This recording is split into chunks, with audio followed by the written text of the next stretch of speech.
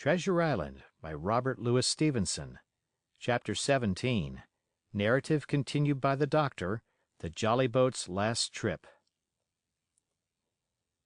This fifth trip was quite different from any of the others. In the first place, the little gallipot of a boat that we were in was gravely overloaded. 5 grown men and 3 of them, Trelawney, Redruth, and the captain, over 6 feet high, was already more than she was meant to carry. Add to that the powder, pork, and bread bags. The gunwale was lipping astern. Several times we shipped a little water, and my breeches and the tails of my coat were all soaking wet before we had gone 100 yards. The captain made us trim the boat, and we got her to lie a little more evenly. All the same, we were afraid to breathe. In the second place, the ebb was now making, a strong rippling current running westward through the basin, and then southward and seaward down the straits by which we had entered in the morning. Even the ripples were a danger to our overloaded craft, but the worst of it was that we were swept out of our true course and away from our proper landing place behind the point. If we let the current have its way, we should come ashore beside the gigs, where the pirates might appear at any moment. "I cannot keep her head for the stockade, sir," said I to the captain. I was steering, while he and Redruth, 2 fresh men, were at the oars. "The tide keeps washing her down.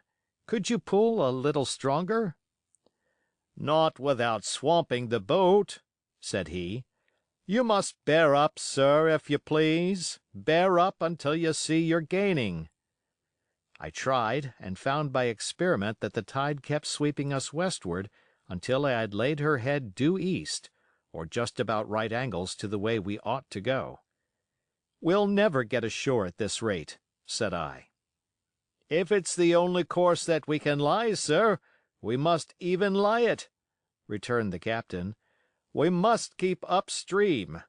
You see, sir," he went on, "if once we drop to leeward of the landing place, it's hard to say where we should get ashore, besides the chance of being boarded by the gigs, whereas the way we go the current must slacken, and then we can dodge back along the shore." "The current's less already, sir," said the man Gray, who was sitting in the foresheets. "You can ease her off a bit." "Thank you, my man," said I, quite as if nothing had happened, for we had all quietly made up our minds to treat him like one of ourselves. Suddenly the captain spoke up again, and I thought his voice was a little changed. "The gun!" said he. "I have thought of that," said I, for I made sure he was thinking of a bombardment of the fort. "They could never get the gun ashore, and if they did, they could never haul it through the woods." "Look astern, Doctor," replied the captain. We had entirely forgotten the long nine, and there, to our horror, were the 5 rogues busy about her, getting off her jacket, as they called the stout tarpaulin cover under which she sailed. Not only that, but it flashed into my mind at the same moment that the round shot and the powder for the gun had been left behind, and a stroke with an axe would put it all in the possession of the evil ones aboard. "Israel was Flint's gunner," said Gray hoarsely. At any risk, we put the boat's head direct for the landing place. By this time we had got so far out of the run of the current that we kept steerage way even at our necessarily gentle rate of rowing, and I could keep her steady for the goal. But the worst of it was that with the course I now held, we turned our broadside instead of our stern to the Hispaniola, and offered a target like a barn door. I could hear as well as see that brandy-faced rascal, Israel Hands, plumping down a round shot on the deck. "Who's the best shot?" asked the captain. "Mr. Trelawney, out and away," said I. "Mr. Trelawney, will you please pick me off one of these men, sir? Hands, if possible," said the captain.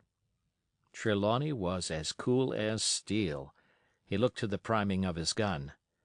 "Now," cried the captain, "easy with that gun, sir, or you'll swamp the boat. All hands stand by to trim her when he aims." The squire raised his gun, the rowing ceased, and we leaned over to the other side to keep the balance, and all was so nicely contrived that we did not ship a drop. They had the gun, by this time, slewed round upon the swivel, and Hans, who was at the muzzle with the rammer, was in consequence the most exposed. However, we had no luck, for just as Trelawney fired, down he stooped, the ball whistled over him, and it was one of the other four who fell. The cry he gave was echoed, not only by his companions on board, but by a great number of voices from the shore, and looking in that direction I saw the other pirates trooping out from among the trees and tumbling into their places in the boats. "Here come the gigs, sir," said I. "Give way, then," cried the captain. "We mustn't mind if we swamp her now. If we can't get ashore, all's up." "Only one of the gigs is being manned, sir," I added. "The crew of the other most likely going round by shore to cut us off." "They'll have a hot run, sir," returned the captain. "Jack ashore, you know. It's not them I mind, it's the round shot. Carpet bowls! My lady's maid couldn't miss. Tell us, squire, when you see the match, and we'll hold water."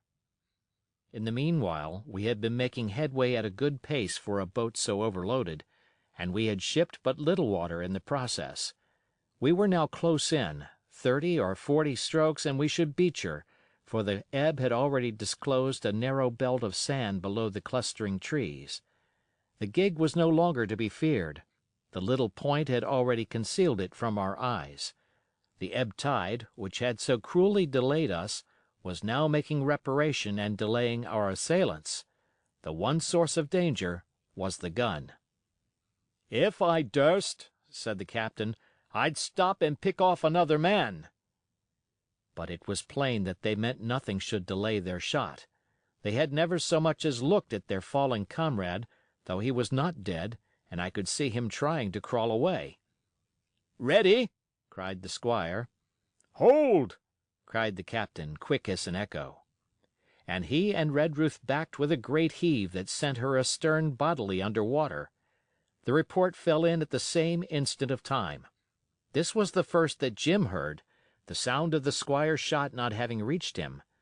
Where the ball passed, not one of us precisely knew, but I fancy it must have been over our heads, and that the wind of it may have contributed to our disaster.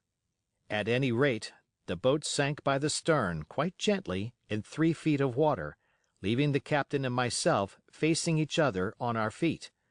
The other 3 took complete headers, and came up again drenched and bubbling. So far, there was no great harm.